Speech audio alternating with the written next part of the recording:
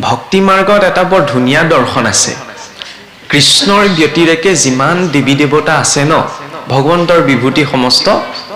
এই সকলোৱে কিবা এটা বিচাৰিলে দিয়ে বুজিছেনে কৃষ্ণই একো নিদিয়ে কৃষ্ণই সৰ্বস্ব হৰণ কৰে থকাকনো থাকিবলৈ নিদিয়ে যিকণ বাকী আছে এইকণ আছে এইকণো মোকে দি দিয়া সেইবাবে চাওকচোন ভাগৱতৰ আদ্যপান্ত পৰ্যন্ত যিসকল পৰম ভক্ত হৈ গৈছে তেওঁলোকৰ সৰ্বস্ব হৰণ হৈছে কিন্তু এইটো বহুত ডাঙৰ দৰ্শন অকণমান কিবা এটা পাবলৈ বুলি অকণমান কিবা এটা এৰিব লাগে তাতকৈ বেছি কিবা এটা পাবলৈ বুলি বেছি কিবা এটা এৰিব লাগে সকলো পাবলৈ বুলি সকলো এৰিব লাগে সকলো পাবলৈ সকলো এৰিব লাগে এইটো পটককে মানে হজম নোহোৱা কথা কৃষ্ণ সৰ্বস্ব যাক পূৰ্ণ আনন্দ বুলি কোৱা হৈছে পূৰ্ণ আনন্দ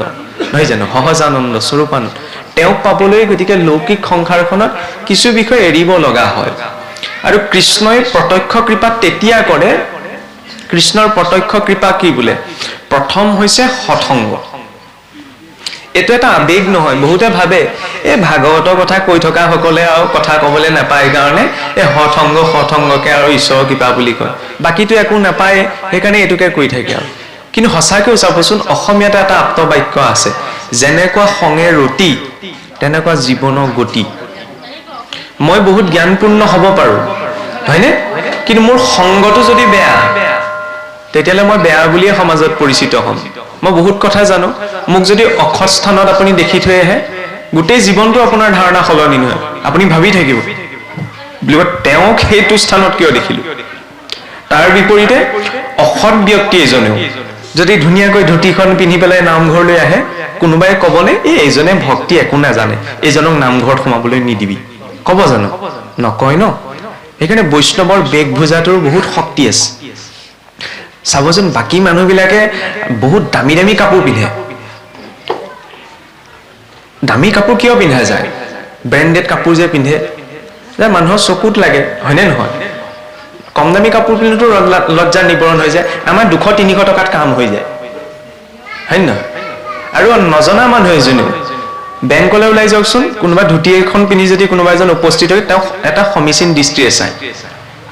ক'ব এইটো বিচৰা হৈছে যে ঈশ্বৰৰ সৈতে সংযুক্ত হোৱাৰ মাধ্যম হৈছে ভক্তজন ভক্তৰ মহিমাটো দূৰে কথা ভক্তজনৰ যিটো বাহ্যিক বেশভূষা ন সেই বেশভূষাটোৰে ইমান শক্তি আছে যে শাস্ত্ৰ নপঢ়া ব্যক্তিজনেও তেওঁ সমীচীন দৃষ্টিৰে চায় আৰু আচলতে আমি সৎসংগ কৰিবলৈ যাওঁতে যাতে মই কওঁ গুচি আহোঁ কিন্তু আজি এজন চাৰিওফালৰ পৰা তেখেত গুৰু হয় আৰু ভাগৱত বক্তা ভক্ত এই তিনিওটা সংযোগ সমাবেশ ঘটিছে ভক্তসকলৰ লগতে আৰু ইয়াতে সোণত সুৱগা চৰাইছে আৰু এটা কথাই প্ৰভুৱে সেইটো মই ক'বলৈ এৰি দিলে কি জানেনে আজিৰ দিনটো এটা বৰ শুভ দিন অতি শুভ দিন শুভ দিনটোতো ঈশ্বৰে দিয়া প্ৰতিটো দিনেই শুভ কিন্তু আজিৰ দিনটো হৈছে অৱশ্যে চন্দ্ৰমতেতো এতিয়া জ্যেষ্ঠ মাহত প্ৰৱেশ হৈ গ'ল কিন্তু আমি অসমত সৌৰমতে চলো কাৰণ এতিয়াতো বহাগ চলি আছে ন আজি বহাগ মাহৰ কৃষ্ণ পক্ষৰ দ্বিতীয়া তিথি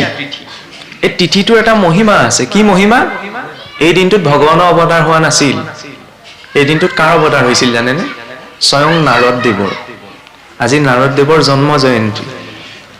যিজনৰ মুখৰ পৰা সমগ্ৰ ভাগৱত পৰম্পৰা সমগ্ৰ বৈষ্ণৱ পৰম্পৰা আহিছে যিজনৰ ব্যতিৰেকে আমি বৈষ্ণৱ মাৰ্গৰ একো কথা কল্পনাও কৰিব নোৱাৰো আজি সেইজন মহামহন্তৰ আবিৰ্ভাৱৰ দিন হয়নে নহয় আজি নাৰদদেৱৰ আবিৰ্ভাৱৰ দিনত ইমান এটা দিব্য সংযোগ ঘটিছে গতিকে এইটো ঈশ্বৰৰ অনুকম্পা বুলিয়ে ভবা হৈছে ময়ো ভাবি অহা নাছিলো সময় কম কিন্তু সময় কম এইটো ডাঙৰ কথা নহয় কম সময়ত কি সংযোগ ঘটিছে হয়নে নহয় ধিপিক ধাপাক মাৰি থকা LED লাইটটো 24 ঘণ্টা জ্বলি থকা কাম নাই সূৰ্য খন্তেকতে উদয় হৈ গোটেইখন পোহৰাই পেলায় এইটো ডাঙৰ কথা কৃষ্ণ কথা সকলোৱে ক'ব নোৱাৰে পূৰ্বৰ ব্যাখ্যাকাৰজনেও এই কথা উল্লেখ কৰি গৈছে প্ৰভুৱে এইটো কথা উল্লেখ কৰিছে বাসুদেৱ অংশ আছে যাৰ শৰীৰত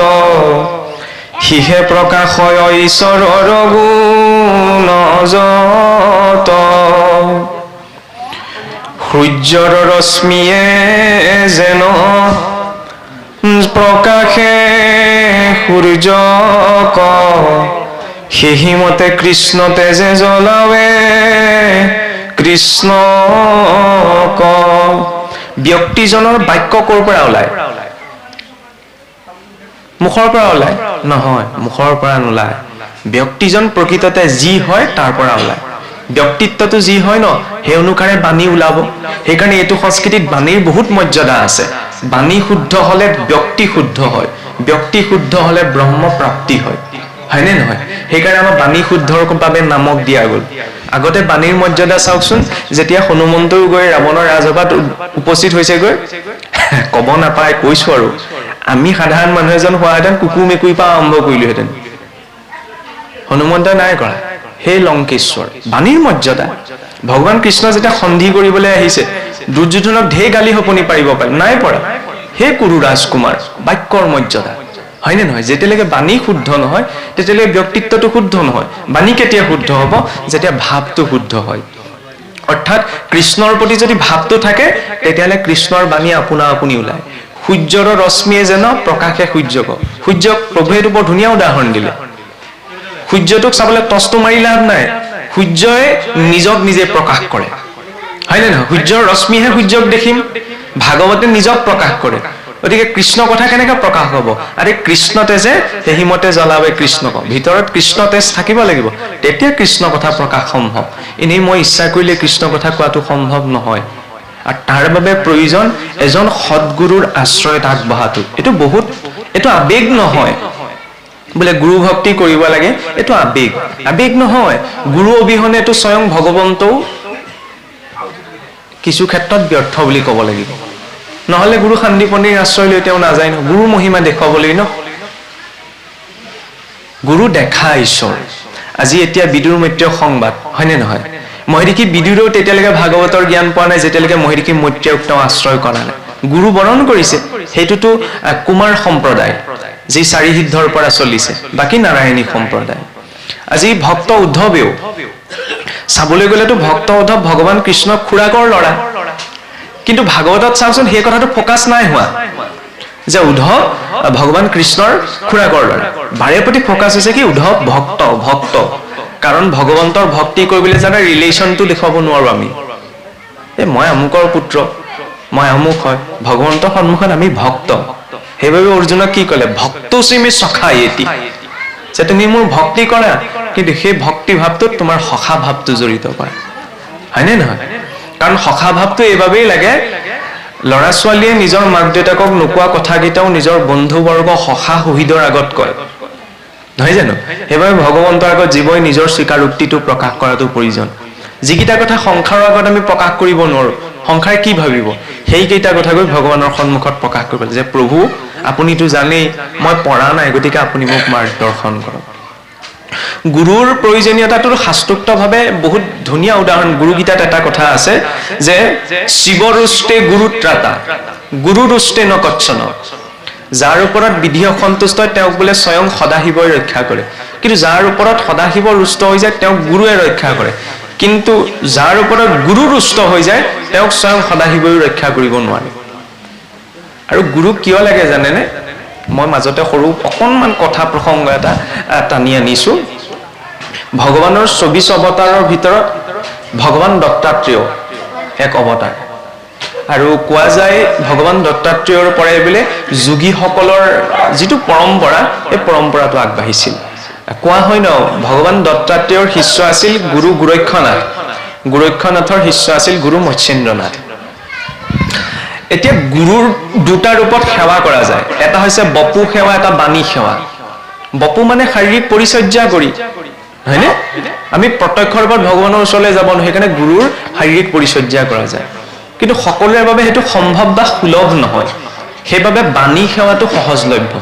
উপদেশ গুৰুৱে যি উপদেশ দিছে তাক পালন কৰা তাৰ জৰিয়তে ঈশ্বৰৰ সেৱা সম্পন্ন হয় গুৰু মৎস্যেন্দ্ৰনাথ গুৰু গোৰক্ষনাথৰ ইমান এজন প্ৰপন্ন আছিল যেনেকৈ মহাপুৰুষ মাধৱদেৱ আৰে আঙুঠি পিন্ধাবলৈ যোগাৰ কৰি থোৱা কন্যাগৰাকীক গুৰু সেৱাত ব্যাঘাত জন্মিব বুলি পৰিত্যাগ কৰি দিলে এইটো বহুত ডাঙৰ কথা আমিটোতো সৰু সৰু বস্তুটোৰ পৰা উঠিবগৈ নোৱাৰো এতিয়া গুৰু গোৰক্ষনাথে নিজকে গুৰুৰ প্ৰতি সমৰ্পণ কৰিলে সমৰ্পণ কৰি গুৰু শুই উঠাৰ আগতে উঠে কাপোৰ কানি সকলো গোটাই দিয়ে স্নানৰ বাবে জল যোগাৰ কৰি দিয়ে এনেদৰে বহুত বছৰ পাৰ হ'ল পাৰ হওঁতে মানে তেওঁ ইমান সংযমী হৈ পৰিলে যে সংসাৰৰ পোৱা নোপোৱা দুখ কষ্ট এইবিলাকে তেওঁক একো প্ৰভাৱ নেপেলায়। তেওঁ এতিয়া এটাই ব্ৰত, গুৰুৰ সেৱা। এদিন কি হ'ল, লাহে লাহে কি হ'লে, নীতি সংযমতো অকণমান অহং ভাৱটো আহিবগৈ পাৰে। মানে মই পাৰিছো এনেকুৱা এটা ভাৱ আহিব পাৰে ন, যেতিয়া গুৰু গোৰক্ষনাথৰ বোলে এনেকুৱা এটা ভাৱ আহিলে যে মই আজি ইমান দিনে নীতি নিয়মত আছো, মই এতিয়া সংযমী হৈ গলো আৰু, নহয় নে? যেনেকে মোহিনী ৰূপ দৰ্শন কৰি মহাদেৱে ভাবিছিলে নে, পৰম যোগ বোলে শুদ্ধ কৰি আছো কায়া। এই ঈশ্বৰ হয়, ঈশ্বৰৰ লীলা, ঈশ্বৰৰ সেই দিব্য মোহন ৰূপত স্বয়ং মহাদেৱো মোহিত হৈ গৈছিল। এতিয়া কি হ'ল, এদিন গুৰু যাত্ৰা আৰম্ভ কৰিলে। গুৰুৰ আগে আগে শিষ্য গৈছে, আগে আগে শিষ্য গৈ আছে, পিছে পিছে গুৰু গৈ আছে। তেনেকুৱাতে এদিন গুৰুৰ ঘপককে মনত পৰিলে, বোলে আজি এওঁক পৰীক্ষা কৰো। পৰীক্ষা কৰিবলৈ মানে বৰ অদ্ভুত পদ্ধতি এটা অৱলম্বন কৰিলে। শিষ্যজন আগে আগে গৈ আছে নহয়, গছৰ ঠাল এটা পৰি আছিল, লাহেকে তুলিবিলাক পিছফালৰ পৰা জাহেপকে এক কোব লগাই দিলে। ইজনে থতৰ মটৰ খাই পিছফালে ঘূৰি চালে, কোনে মাৰিলে? তাৰপৰা দেখিলে বোলে গুৰুৱে প্ৰহাৰ কৰিছে, তাত প্ৰশ্ন নাই কৰা, মিচিকে হাঁহি এটা মাৰিলে, প্ৰণাম কৰিলে, আগবাঢ়ি গৈ আছে। মানে প্ৰথমতে গুৰুৱে পাইছে মানে তেওঁ সংযম হ'ল, হয়নে নহয়? আমিতো গুৰুৱে গালি এষাৰ দিলে কিয় কব, তেনেকে কেলে কব, গুৰুৰ ভিতৰত দুখ গুণ বিচাৰিবলৈ লাগি দিওঁ। অসমত পণ্ডিত আছে নহয়, গুৰুসকলৰ ভিতৰতো দুখ গুণ বিচাৰিবলৈ লাগি যায়, এইটো নহয়। এতিয়া আৰু অকণমান আগবাঢ়ি গ'ল, যোৱাৰ পিছত আকৌ এক কোব লগাই দিলে। তেতিয়াও পিছলৈ ঘূৰি চালে, গুৰুৱে প্ৰহাৰ কৰিছে, একো নকলে। তেতিয়া ভাবিলে গুৰুৱে এনেকে কাম নহব, আৰু গৈ আছে, ৩ নম্বৰ কোব লগাই। ৩ নম্বৰ কোবৰ পাছত মানে বিষাইছেও নহয় সেইজনৰ, গা জোৰে কোব পাৰি দিলে। তেতিয়া কৈছে গুৰুজন, আপুনি যাৰ পৰীক্ষা কৰিবলৈ প্ৰহাৰ কৰি আছে, তেওঁ এইটো কোৱা নাই কিন্তু যে মই আজি ইমান দিনে গুৰু সেৱা কৰি কৰি ইমান নীতি সংযমী হৈ পৰিল। তেওঁ এইটো কথা কৈছে যে আপোনাৰ কৃপাত সেইজন কাহানি বাই গুচি গল। কথা ধৰিব পাৰিছেনে? তেওঁ এইটো কোৱা নাই যে মই নিজে নীতি সংযমত পাৰিলো, যে আপোনাৰ কৃপাত যিজনে ৰিয়েকশ্যন দিয়া ব্যক্তিত্বটো আছিল, আপোনাৰ কৃপাত সেইজন কাহানি বাই গুচি গল। ইমানখিনিলৈকে ঠিকেই আছিল। এইষাৰ যেতিয়া শুনিলে, তেতিয়া এচাৰিডাল পেলালে, এক চৰ লগাই দিলে। তেতিয়া ইজনেও ভাবিছে, এতিয়া আকৌ মোক চৰটো কিয় মাৰিলে? তেতিয়া গুৰুৱে কৈছে, সেইজনহে গুচি গল, এইজনটোতো আছে, হয়নে নহয়? মানে মই সহনশীল হলো, সেইটো ঠিকেই আছে, কিন্তু মই যে ভাবি আছো মই সহনশীল হলো, এইটোতো অকণমান অহংকাৰ, হয়নে নহয়? সেইজনটোতো আছে, অহংকাৰটো ইমান পিক লেভেললৈকে থাকে, সেইকাৰণে গুৰুক লাগে ওপৰত, যাতে মোৰটো দুখাই থাকে। নহলে আকৌ মই জানিছো, মই কেতিয়াবা ভক্তও ভগৱান হবলৈ আৰম্ভ কৰে, সেইদিনা আকৌ ভগৱানৰ সন্মান নাথাকেগৈ, হয় নহয়? নিজকে অৱতাৰ বুলি ডিক্লেয়াৰ কৰি দিয়ে নহয়, হৈ যায়। সেইকাৰণে এটা পৰম্পৰাত আগবঢ়াটো প্ৰয়োজন। ভাগৱতে এটি পৰম্পৰাত পাইছে, আনকি নাৰদদেৱেও যেতিয়া ব্ৰহ্মাদেৱৰ পৰা ল'বলৈ গৈছে, ভাগৱত যেতিয়া নাৰদদেৱক দিছে, হয় নে? তমি তৎ বিপুলী কৰো, যে মই তোমাক এই নাৰায়ণ প্ৰদত্ত চতুশ্লোক দিছো, তুমি ইয়াক আৰু বিস্তাৰ কৰি দিয়া। নাৰুধ্যতে ইতি নাৰদঃ, যাৰ নিৰন্তৰ শৰীৰ চিন্তনত কোনো ৰোধন নাই। এনেকুৱা নহয় বোলে কৃষ্ণ কৃষ্ণ কৃষ্ণ কৃষ্ণ মুখেৰে গৈ থাকে, নহয়, এইটোতো শব্দ উচ্চাৰণ। কৃষ্ণ নাম জপ, নাম চিন্তনৰ আটাইতকৈ উত্তম পৰ্যায় কি? সেই নাম যেতিয়া শ্বাস প্ৰশ্বাসৰ সৈতে জড়িত হৈ যায়, অজপ আজপ, নহয় জানো? তেতিয়া নাম প্ৰত্যক্ষ ৰূপত উচ্চাৰণ কৰিব লাগে, শ্বাস প্ৰশ্বাসত চলি থাকে। সেইজন হৈছে নাৰদদেৱ, তেওঁ ৰোধন নাই শৰীৰ চিন্তনত। সেইবাবে প্ৰথম এজন সৎসংগৰ শুদ্ধ ভক্তৰ আশ্ৰয়, শুদ্ধ ভক্তৰ কৃপা হলেহে গুৰুৰ কৃপা, গুৰু কৃপা হলেহে ইষ্ট কৃপা। ইয়াতো সেইবাবে ভক্তৰ আশ্ৰয়,